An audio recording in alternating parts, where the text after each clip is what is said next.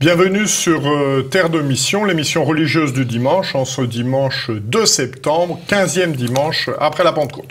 Nous espérons que vous avez passé de bonnes vacances et nous allons nous orienter vers la rentrée. 3 séquences dans notre émission. Une première séquence avec Daniel Amiche, administrateur du blog Riposte catholique, à propos du scandale qui agite d'une part les églises des États-Unis, mais d'autre part également l'Église universelle à propos des scandales sexuels qui viennent d'être révélés dans l'Église américaine. Deuxième séquence, rencontre avec Monsieur l'abbé Garnier, prêtre de la Fraternité Saint-Pierre, à l'occasion d'un entretien avec Jean Madiran, qui est décédé il y a juste 5 ans maintenant, et qui est paru dans la revue Tout est Petrus. Et enfin, rencontre avec Michel Reboul, qui vient de faire paraître un ouvrage tout à fait passionnant, L'Immaculée Conception, clé de voûte de la création.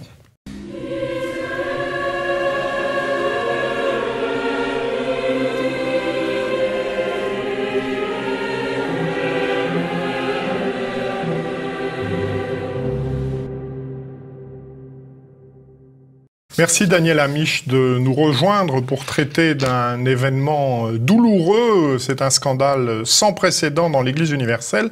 Nous allons essayer d'en distinguer les différentes étapes.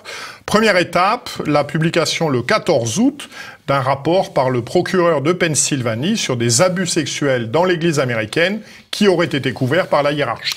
De quoi s'agit-il ? Alors, je fais juste un tout petit retour en arrière parce qu'il faut quand même reposer ce nouveau drame, cette nouvelle tragédie qui survient dans l'Église des États-Unis et qui a aussi des implications au plan universel, comme vous l'aviez dit en présentation de cette séquence.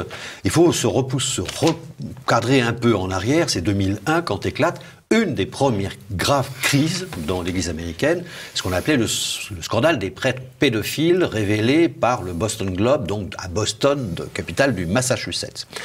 Cette affaire, qui a très peu à voir avec la pédophilie, mais nous y reviendrons, je pense, dans le cours du débat, a créé un très grand témoin aux États-Unis, un très grand témoin aussi à Rome, et donc des mesures ont été prises, et notamment une mesure qui a été prise l'année suivante, en 2002, c'est cela, après que tout l'épiscopat américain ait été convoqué par Jean-Paul II à Rome pour régler ce problème. Les évêques américains se sont réunis en assemblée automnale, il y a 2 assemblées comme chez nous à peu près, 2 assemblées par an, une assemblée plénière automnale, à Dallas, et il y a ce qu'on appelle la charte de Dallas, c'est une charte zéro tolérance, à mon avis un peu excessif, puisque beaucoup de prêtres, sur la moindre allégation, étaient suspendus de tout ministère. Ça s'est prouvé par la suite que beaucoup de prêtres étaient absolument innocents des crimes dont on les imputait. Mais il faudra s'en souvenir, parce que c'est important pour la suite des événements, c'est que en fin de compte, seuls les prêtres ou les diacres étaient visés par cette charte très dure, qui a fait beaucoup de bien. Je dois le reconnaître, il faut le dire à nos amis téléspectateurs, que la charte que les évêques américains ont mise en application dès 2002, donc ça fait quand même un bout de temps, ça fait 16 ans, marche très bien. Depuis les 2 ou 3 dernières années, dont nous sommes en 2018, je le dis pour ceux qui n'auraient pas bien regardé leur calendrier ce matin, 2018, il y a eu quasiment pas d'allégation contre des prêtres. Je veux dire, des allégations fondées, avec substantielles. Bien. Donc ça, c'est la première affaire. Alors, il se trouve que là arrive une autre grave affaire qui, cette fois-ci, vient de Pennsylvanie, qui est un grand diocèse, même un archidiocèse, à Philadelphie, qui est dirigé par l'excellent Monseigneur Chaput, d'origine française, comme chacun le sait. Enfin, les auditeurs, les téléspectateurs le savent, parce que depuis le temps, je leur raconte que Charles Chaput est d'origine française, bien qu'il soit indien, Potawatomi, c'est un État. Donc c'est une grande affaire qui remonte à 2 ans, puisque le procureur, récemment élu, il a été élu il y a 3 ans je crois, le procureur c'est quasiment un chef de l'exécutif de l'État, a donc convoqué un grand jury qui a tenu décision pendant 2 ans, pour juger, pour faire le point sur l'ensemble des allégations d'abus sexuels sur des enfants commis par des prêtres. Depuis 70 ans. Donc ça fait quand même un bon bout de temps, 3/4 de siècle, c'est beaucoup. Il y aurait eu 300 prêtres impliqués dans des affaires. Ils ont tout ressorti. Hein. C'est assez salace hein, comme description. J'en ai lu quand même beaucoup de passages, mais bon, c'est assez écœurant. Sur environ 1 millier d'enfants. Bien. En fait, quand on y regarde d'un peu plus près, on s'aperçoit que le nombre de prêtres impliqués est beaucoup plus faible. Il n'y en a que la moitié, à peu près 150. Bon, 150, dont certains sont les 3/4 sont déjà morts, hein, quand même, c'est une chose importante. Donc on voit que c'est une quand même, objectivement, il y a eu des abominations commises, et cette enquête n'a porté que sur 6 diocèses, alors qu'il y en a 8 dans la Philadelphie, dans l'État de Pennsylvanie. Il n'y a eu que 6 diocèses qui ont été scrutés, parce que les autres, il n'y a rien à dire, visiblement. Encore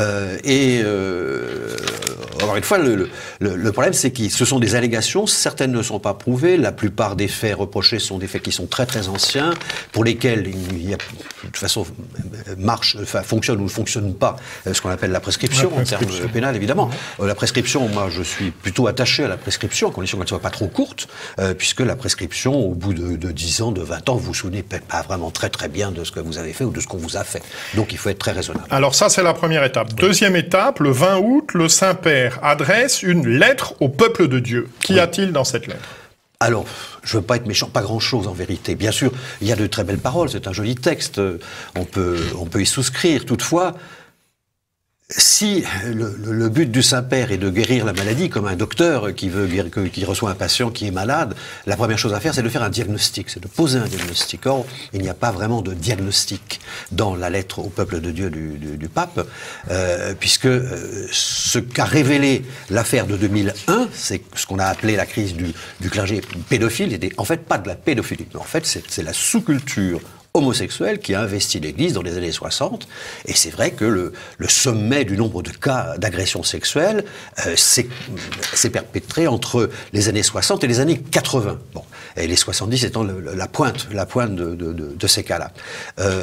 Cette sous-culture est entré dans l'Église, et pas seulement dans l'Église américaine, à mon avis, les autres églises peuvent regarder aussi ça, et tout s'est effondré, et il y a eu... Alors est-ce que justement, dans cette lettre, il est question de cette question de l'homosexualité ? Pas du tout. Le pape s'y refuse, le mot n'y paraît pas. Le mot n'est pas répondu, effectivement. Ni une sous-culture particulière. Le mot qui apparaît là, c'est le mot « le grand ennemi », la cause principale de cette nouvelle crise, qui a donc que l'affaire du cardinal Theodore McCarrick, enfin cardinal il l'est plus maintenant, hein, il n'est plus qu'archevêque émérite, c'est le cléricalisme. Le mot apparaît 3 fois dans la lettre du pape, peuple de Dieu. Le cléricalisme, voilà l'ennemi. Troisième étape, donc une lettre... Pour amuser un peu les...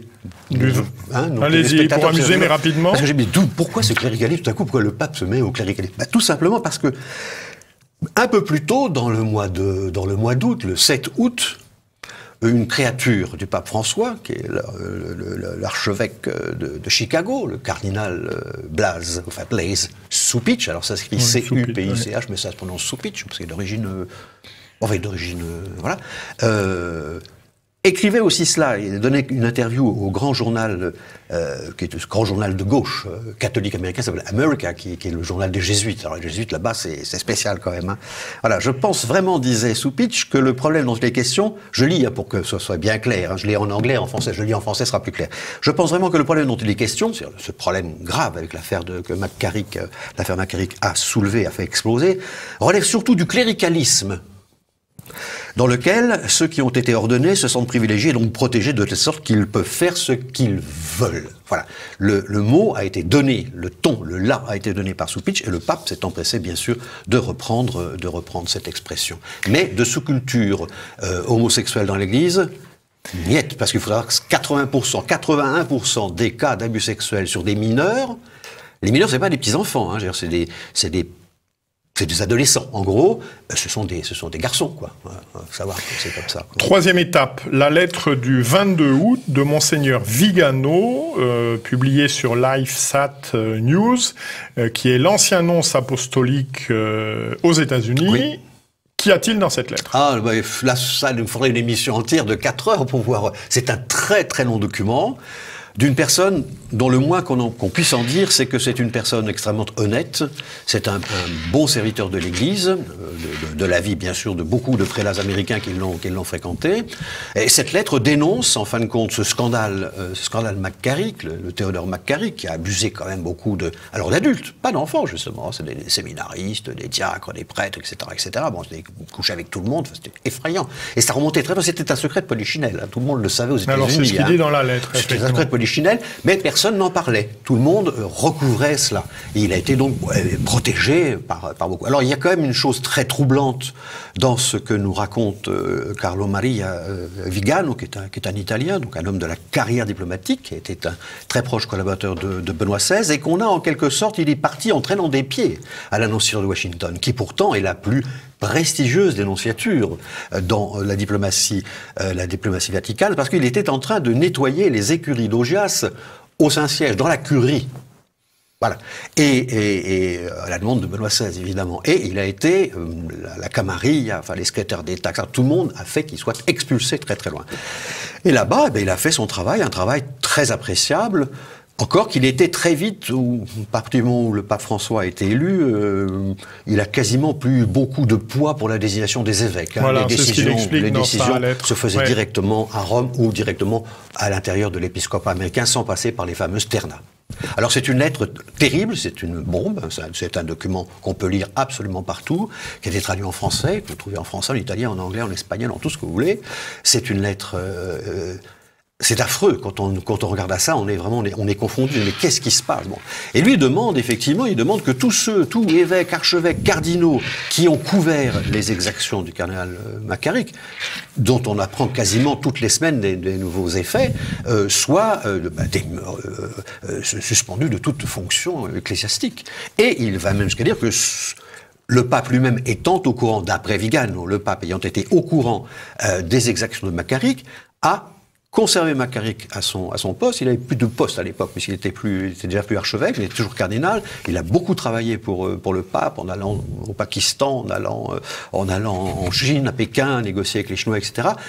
Et le pape l'a conservé. Bien que, selon Vigano, entre 2009-2010, il n'est pas très précis sur la date, il y aurait eu déjà une espèce de réduction du cardinal, à l'époque cardinal McCarrick, par Benoît XVI, qui l'aurait donc prié de ne plus rien faire, de quitter le séminaire où il était hébergé. Je veux dire que c'est quand même un peu compliqué de faire vivre un homme comme ça dans un séminaire.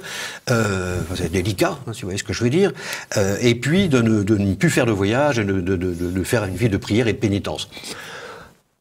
J'ai lu quelque part, dans 2 supports italiens proches des milieux vaticanistes, que le pape Benoît XVI, effectivement, se souvenait avoir signé quelque chose sous McCarrick, mais ne se souvenait plus exactement quoi. Alors, évidemment, on ne va pas aller beaucoup plus loin. Ici, il y a des documents, Ils n'ont pas été rendus publics. Et donc, à partir de l'arrivée du pape François au pontificat suprême, McCarrick est revenu tout à fait dans le jeu. Il n'a pas arrêté de...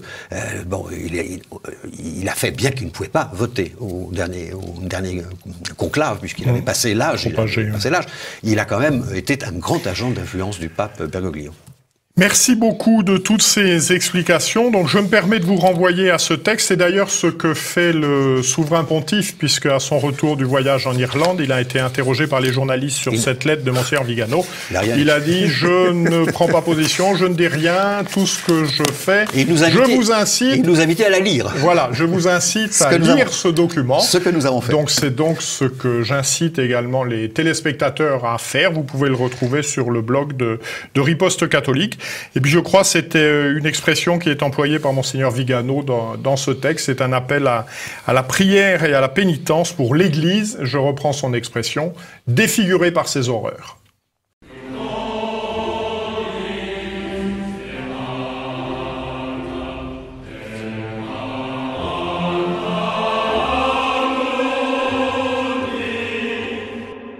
Merci, monsieur l'abbé, de nous rejoindre. Bonjour, monsieur. Donc, vous êtes aumônier du pèlerinage Notre-Dame de Chrétienté. Tout à fait. Et vous venez nous parler de l'entretien qui est paru dans la revue Tout est Petrus, la revue de la Fraternité Saint-Pierre, le numéro de l'été 2018. numéro de cette revue qui contraint un entretien de Monsieur l'abbé Rubeton, qui n'a pas pu se rendre disponible pour cette émission, avec Jean Madiran, à l'occasion du 5e anniversaire de son décès, le 31 juillet 2013. Alors, pouvez-vous d'abord nous faire quelques rappels biographiques sur la vie de Jean Madiran? Alors, Jean Madiran, dans le monde, s'appelait Jean Arfel, puis ensuite il a pris comme nom de plume successivement Jean-Louis Lagore, puis Jean Madiran. Né en 1920 à Libourne, dans le sud-ouest. C'était un penseur, journaliste, éditeur, écrivain, philosophe. Il avait de multiples cordes à son arc. C'est un disciple intelligent de Maurras, l'interprète de sa pensée, comme il le disait lui-même, à la lumière de la pensée et de la prière de l'Église. Et puis, il s'est fait ensuite disciple de saint Thomas d'Aquin, avant de devenir lui-même, finalement, un véritable maître intellectuel, professeur également à l'école des Roches, à Malac, à la sortie de la Deuxième Guerre mondiale, où il a reçu notamment l'influence déterminante des frères Charlier. Il a traduit et commenté de nombreux ouvrages, notamment des œuvres de saint Thomas d'Aquin, en commençant la collection Docteur commun aux nouvelles éditions latines. Et donc traduction avec de nombreux commentaires. Il a publié une soixantaine d'ouvrages allant des articles et des chroniques jusqu'aux traités bien structurés, livres d'histoire et des écrits autobiographiques où, comme le disait un de ses proches, il a relevé le défi de parler personnellement sans parler de lui. Il a été le directeur également d'Itinéraire, un mensuel qui est paru de 1956 à 1997, d'Indépendance française, qui était un hebdomadaire, et de Présent, qui était un quotidien. Et parce que diriger un journal, c'était bien s'entourer, eh bien, il a su repérer, encourager les talents, et s'appuyer sur de nombreux auteurs, pour n'en citer que quelques-uns, Henri Charlier, Henri Massis, Jacques Perret, Marcel Clément, le père Calmel, le père de Chivray, Louis Saleron, Marcel de Corte, Gustave Thibon et beaucoup d'autres. Dans cet entretien, il affirme que son livre majeur, c'est L'hérésie du XXe siècle, qui devrait être réédité dans les semaines qui viennent. Quelle est cette hérésie du XXe siècle ? Alors, cette hérésie du XXe siècle, il l'a synthétisé lui-même en une suite de propositions. Le changement du monde entraînerait un changement de la notion de salut apportée par Jésus-Christ. Ce changement montrerait également une insuffisance évangélique de la pensée de l'Église jusque-là. La foi devrait écouter le monde. L'expansion du socialisme serait une grâce.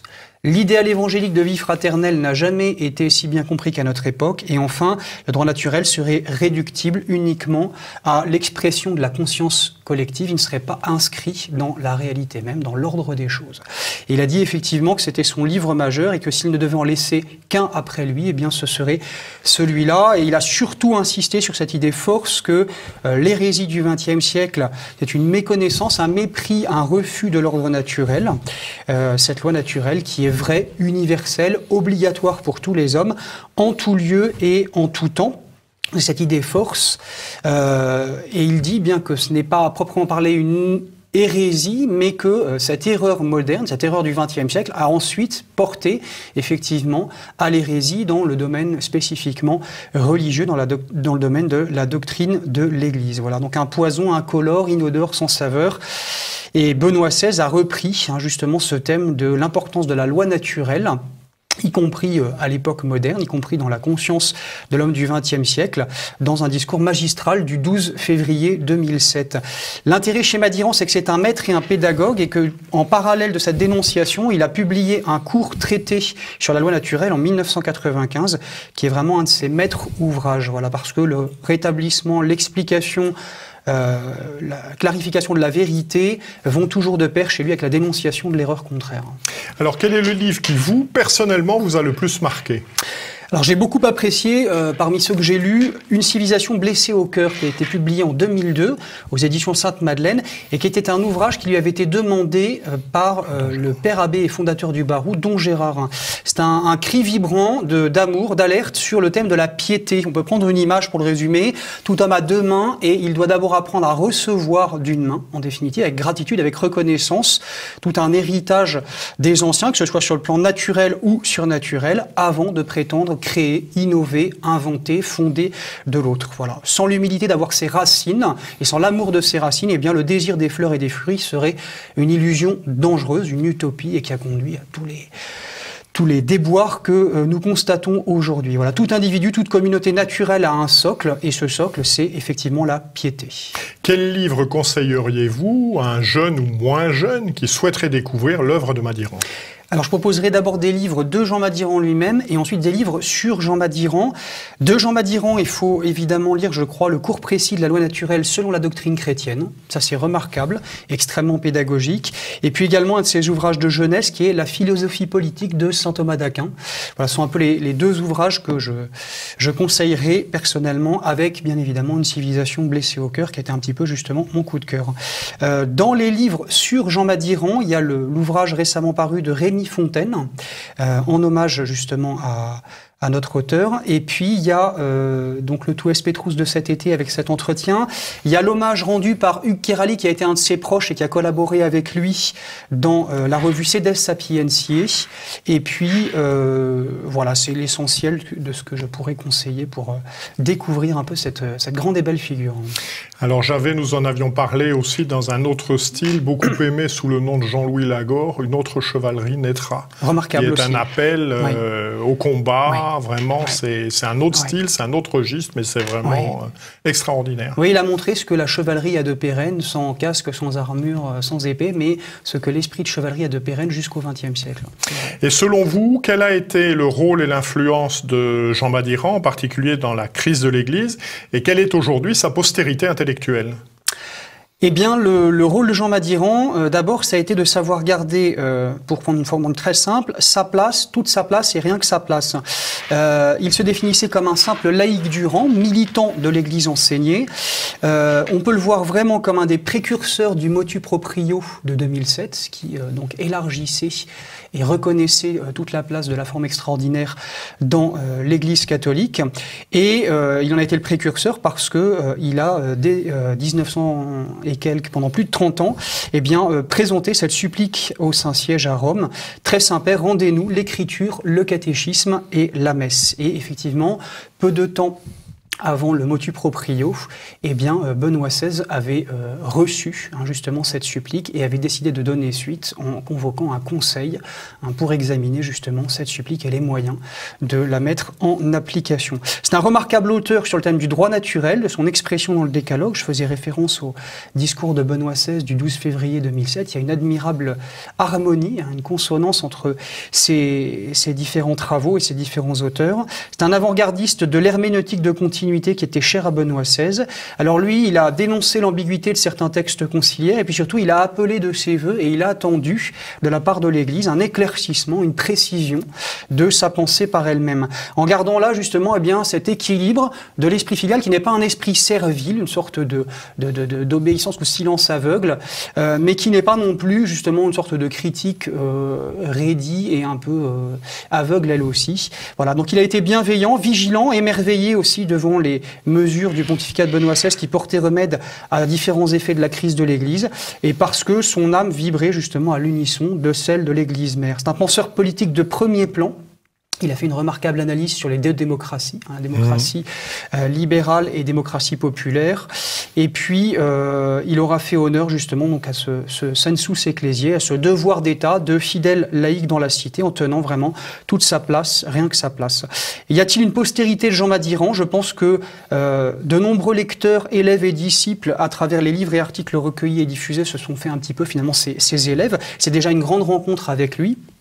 Il a su créer aussi un climat de collaboration confiante, empreinte de liberté, dont se sont inspirés ensuite un Louis Pauwels ou un Patrice de Plainquette dans le Figaro Magazine.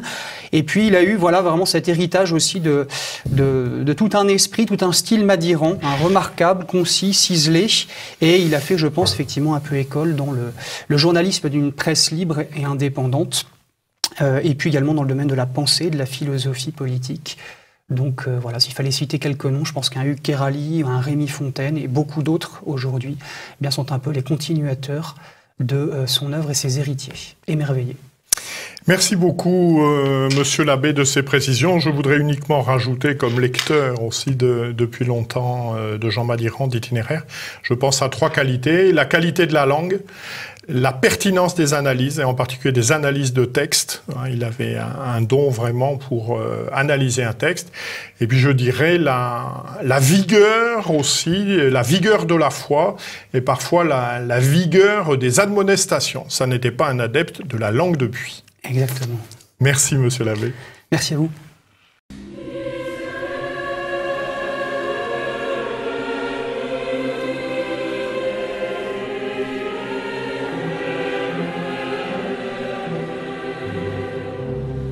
Bonjour Michel Reboul. Bonjour Jean-Pierre Mogendre. Merci de nous rejoindre. Vous venez de publier aux éditions Via Romana, avec une préface du cardinal Robert Sarra, un ouvrage fondamental de 500 pages, l'Immaculée Conception, clé de voûte de la création.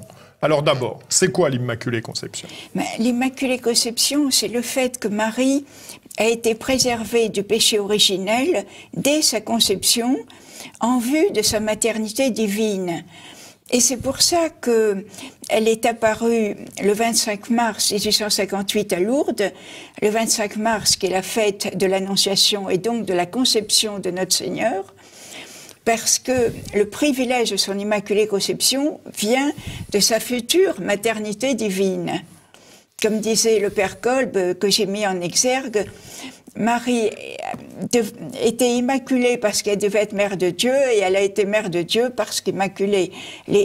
On ne peut pas imaginer que la mère de Dieu ait pu, ne serait-ce que quelques secondes, être assujettie au péché originel. Alors comment s'est peu à peu constituée la compréhension complète de ce dogme de l'Immaculée Conception au fil de l'histoire? En fait, dès le début, les apôtres eux-mêmes ont cru que la Vierge Marie était immaculée.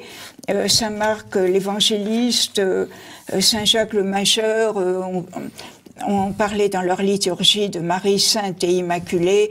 Ensuite, tous les premiers docteurs de l'Église, Saint Ambroise, Saint Jean Chrysostome, Saint Augustin, etc.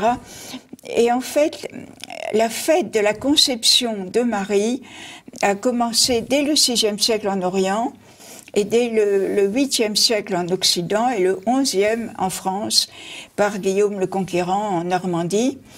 Mais on est passé donc de la conception immaculée de Marie à l'Immaculée Conception au Concile de Bâle en 1439, le 17 septembre. Et puis ensuite, à la proclamation du dogme par Pie IX, le 8 décembre 1854. Alors, il y a une différence entre la proclamation du dogme au Concile de Bâle et celle de Pie IX, parce que Pie IX a rajouté que c'était en vue des mérites de Jésus-Christ. Et cela, on le doit un petit peu et même beaucoup, à Duns Scotus, qui a montré que Duns Scotus, qui est le contemporain de saint Thomas d'Aquin, du XIIe siècle, qui a montré que Marie a été préservée du péché originel en vue donc des mérites de la croix de notre Seigneur. Et donc, la rédemption, parce que saint Thomas d'Aquin se posait le problème, ainsi que Duns Scotus d'ailleurs, mais c'est Duns Scotus qui l'a résolu, que la rédemption doit être universelle. Donc, à ce moment-là, Marie doit être rachetée. Mais comment être rachetée si on n'a pas eu le péché originel? Et Duns Scotus a compris qu'elle avait été préservée, donc préventivement, parce que on pourrait dire qu'il y a une rédemption réparatrice pour nous, pécheurs, mais pour l'Immaculée Conception, elle est préservatrice. Et comme disait Duns Scotus, il y a un plus grand amour de Dieu d'avoir préservé sa mère du péché originel que de l'en avoir retiré, comme pour nous, pauvres pécheurs.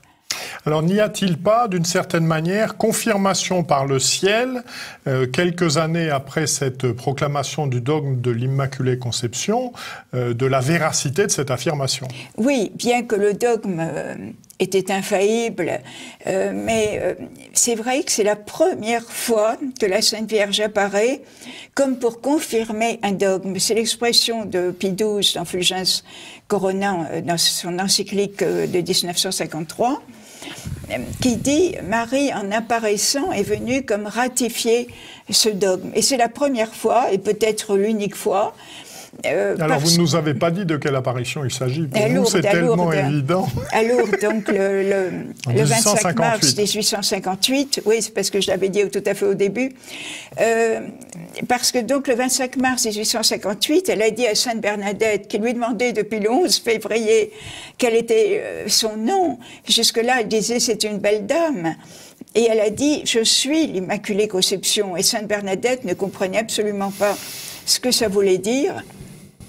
Et quand elle a dit à l'abbé Péramal que la belle dame s'appelait « Je suis l'Immaculée Conception », l'abbé Péramal était très troublé et lui a dit de s'en aller.